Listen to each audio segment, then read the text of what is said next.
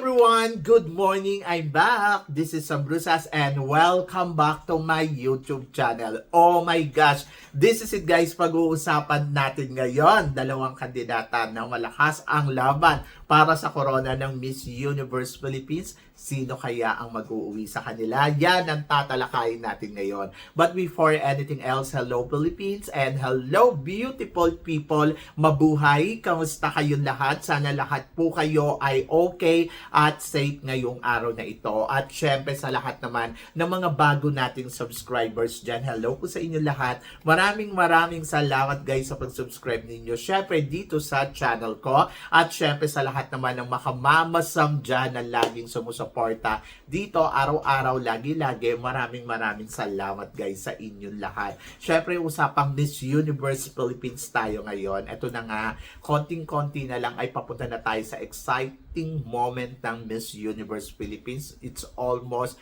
na lang ba, ilang days na lang, a week, no? 10 days to go para malaman natin na na kung sino nga ba ang tatanghaling Miss Universe Philippines. Pero ayan nga, ang mga kandidata ngayon ay nasa Misamis Oriental ba? No, nasa Misamis kung saan ay ayon ang bongga ng mga event nila doon. At in fairness nag-i-enjoy ang mga kandidata. Walang bearing ang pagpunta ng mga kandidata dito kung ano man yung mga eksena at ganap nila dyan, kundi kumbaga celebration lang, just event, just enjoy, ganon.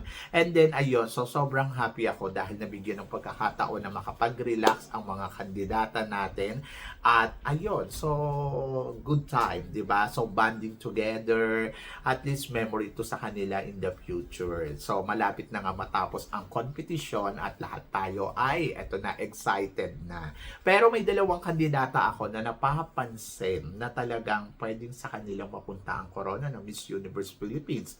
Ito nga ay wala nang iba kundi ang pambato ng Pampanga. Yes, dito sa Misamis, nakita ko yung beauty na merong si Pampanga. Actually, alam ko namang maganda siya. Napapansin ko naman. Kaya lang minsan parang nawawala yung ganda. Minsan nandiyan. So, yon. So, pero dito sa Misamis, talagang napag-isip-isip ko din, nako, possible din talaga si Pampanga ang isa sa mga makakuha ng Miss Universe Philippines title. Dahil iba ang ino-offer ni Pampanga. Ando doon yung ganda, ando doon yung height, panalo. Tapos talagang, alam mo yon, pwede mo ding isipin na pwede din dalhin sa Puerto Rico eh. Kaya lang, nandoon din ako sa part na minsan, kasi kung iisipin mo yung buong competition, naging consistent ba talaga si Pampanga? To be honest, consistent siya sa mga pinapakita niya, styling, and then sa mga galawan niya. Maaaring sa'yo nakukulangan ka pero hindi natin kasi alam kung ano ang tumatakbo sa isip ng organization para kay Pampanga.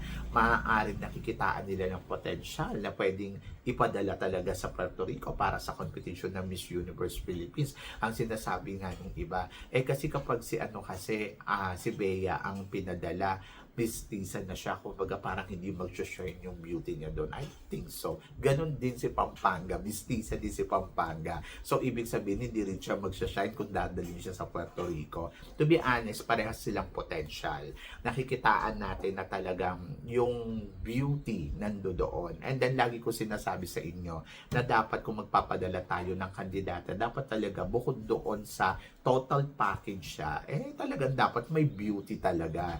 Kasi yun talaga yung kailangan natin. Kasi imagine ninyo, Atisa Manalo naka-top 5 sa Miss Universe, di ba? Dahil sa ganda. At kung titignan naman natin yung performance ni Atisa during sa swimsuit round and evening gown, hindi ko naman masasabi na parang wow, ganon. Pero, kung iisipin mo, meron tayong kandidata katulad ni Pampanga na pwede din naman talaga tapatan yung beauty ni Atisa.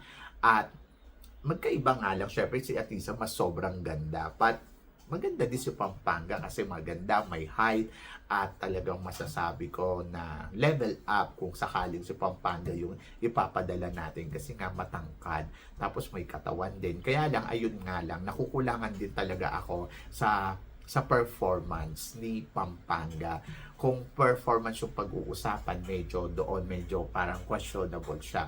Hindi ko sinasabi na parang, na parang wala nang ibubuga. nakukulangan lang ako. So, para ma-convince pa ako na ay si Pampanga na talaga yung ipapadala sa Miss Universe. But depende yan sa magiging laro ni Pampanga. Ang sinasabi ko dito, hindi natin alam kung ano ang hinahanap ng organization natin para sa Miss Universe. And then, maaaring yes, si Pampanga ang isa sa mga pwede talagang makasungkit ng corona dahil may angkin na ganda. At kahit sabihin pa natin na hindi naman ganun kabongga yung performance niya, but still napapractice naman yan at nade-develop, di ba? So, yon.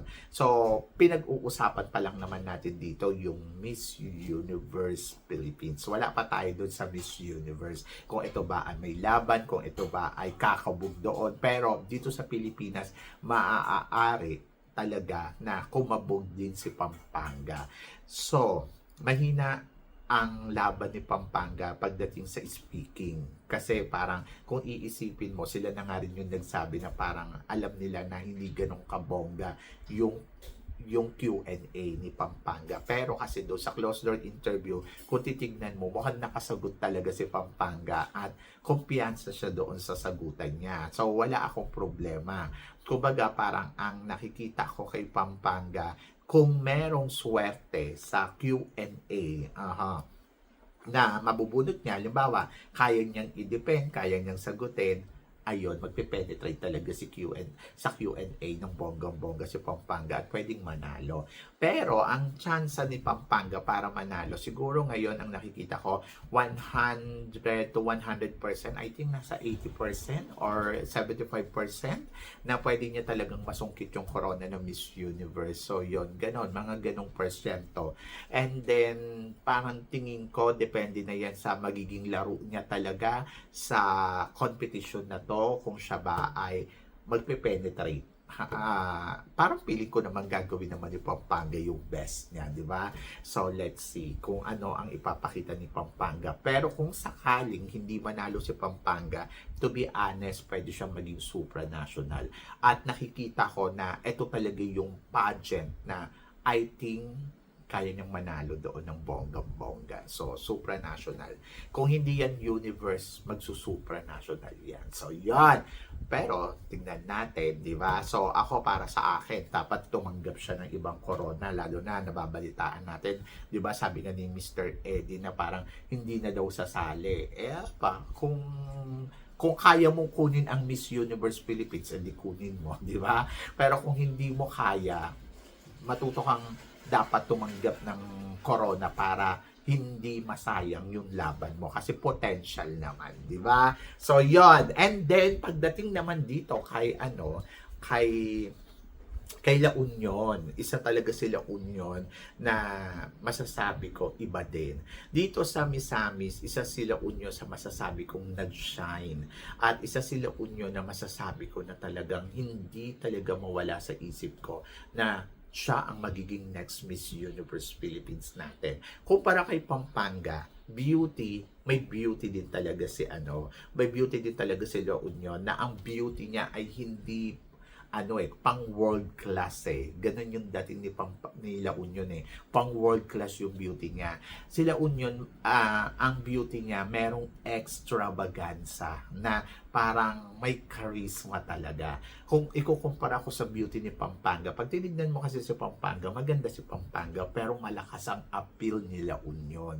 So, yung charisma na tinatawag. So, yun yung natutuwa ako kay La Union. Kaya, masabi ko talaga na perfect sila Union for the Miss Universe Philippines. And then, kapag tinignan mo yung kabuuan nila Union, yes, yung iba nahihinaan sa pasarela, nahihinaan kumabog pagdating sa mga eksena, pero sa totoo lang, she's total package. Yung beauty na meron siya, ewan ko na lang, pag tinanggihan pa yan ng organization, world class talaga. Yung dating talaga nila Union, di ba? Pang world class. Yung tipong pag dinala mo siya sa international pageant, ang lakas ng laban ng Pilipinas kasi may ibinubuga talaga. Plus, syempre, yung experience niya, di ba? Iba din. Kumbaga, parang total package talaga. May talino, may ganda, may katawan, may height. So, yun ang meron kay La Union. And then, kumbinsido ako sa kanya na kaya niyang makuha ang corona ng Miss Universe Philippines. At totoo naman, di ba? So nakikita naman natin na talaga magiging madali para sa kanya to. Depende na lang talaga yan sa magiging laro ng lahat ng kandidata. Pero for now, talagang masasabi ko, ang La Union ay isa sa mga nakikita ko na talagang magiging next Miss Universe Philippines natin. So, ewan ko. Kung destiny niya to, madali mapupunta sa kanya to. But, sila Union kasi yung perfect na candidates eh. Sa totoo lang, siya yung nagbibigay na parang yung tiwala mo na parang ang lakas ng laban pag inilaban mo siya sa Miss Universe. And then, yung sinasabi ninyo, mistisa yung beauty niya eh. Ang beauty ni La Union, yes, mistisa, pero nandoon na, alam mo yun, ang lakas ng appeal. And then nakikita mo pa rin sa kanya yung pagka-Pilipina, sa totoo lang. And let's see, malalaman natin yan. But ako, for now, sa ipinakita niyang galawan dito sa Misamis, at eto nga, di ba, lately nagkaroon sila ng swimsuit, parang maliligo. Mga photoshoot dyan na naka-swimsuit sila. Oh my gosh, talagang kita mo talaga yung kurba talaga ng katawan nila Union. Sobra ang sexy. Ikaw na lang din ang magsasabi na parang grabe, winner, ganon. So, yan. And then, yes, nakikitaan ko ng potential, nakikitaan ko ng galing, at nakikitaan ko talaga na deserve talaga nila Union na makuha ang corona ng Miss Universe Philippines. Sabi ko nga, kahit sino naman sa kanila pwede. Kasi kung iisipin mo, maganda din naman talaga si Pampanga. May height din si Pampanga. Pero kung ganda ng katawan, I go for La Union.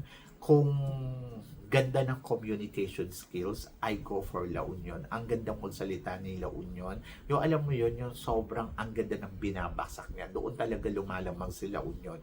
In fairness kay La Union, tapos bubbly yung personality. Yung personality niya hindi boring, hindi ka maboboard. Sobrang alam niya kung paano makisama, alam niya kung paano mag-adjust, alam niya kung paano sumabay. Saka ayun nga, class talaga yung beauty. Hindi pilit,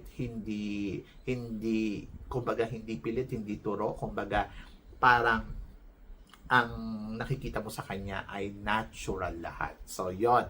At yun yung bongga kay La Union. Kaya, isa si La Union talaga, sa konbinsido talaga ako na siya ang mananalong Miss Universe Philippines ngayon. So, depende na lang talaga sa magiging laro nila sa finals, di ba? But for now, nakikitaan ko talaga ng potential, nakikitaan ko talaga ng mas lamang talaga sila Union.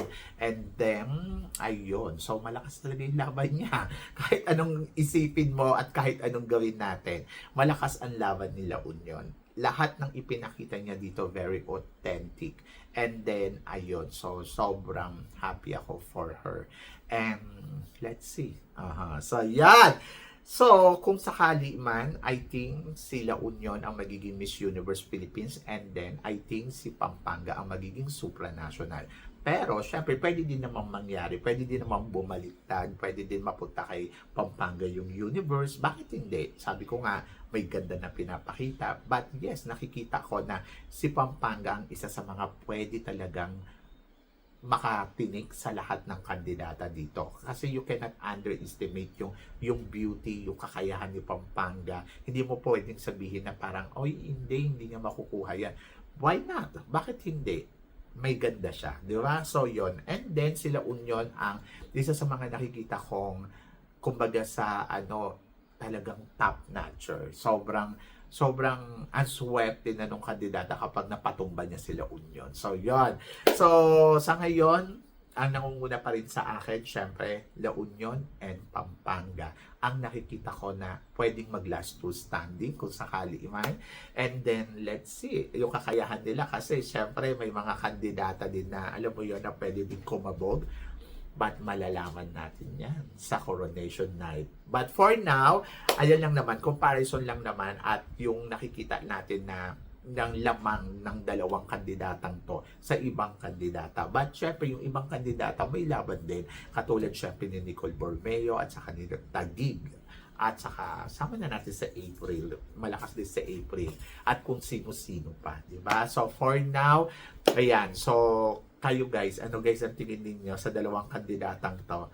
Sila ang nag-penetrate ng todo-todo dito sa Misamis at talagang nakita mo talaga yung ganda nilang dalawa. Pero para sa'yo, sino ang magiging next Miss Universe Philippines natin sa kanilang dalawa? So please comment below para at least malaman ko naman kung ano naman ang chika mo dito sa mga tinatalakay natin. Syempre, maraming salamat po sa inyong lahat sa support at pagmamahal na binibigay ninyo syempre dito sa channel ko. At sa mga hindi pa nakaka-follow at nakaka-subscribe, please don't forget to click like and subscribe my channel. At i-click nyo na rin po ang notification bell to more updated syempre sa aking mga chika. Sabi nga ganon, always keep smiling and laban lang. So guys, hanggang dito na lang. Hanggang sa muli nating chikahan. See you tomorrow. Thank you guys.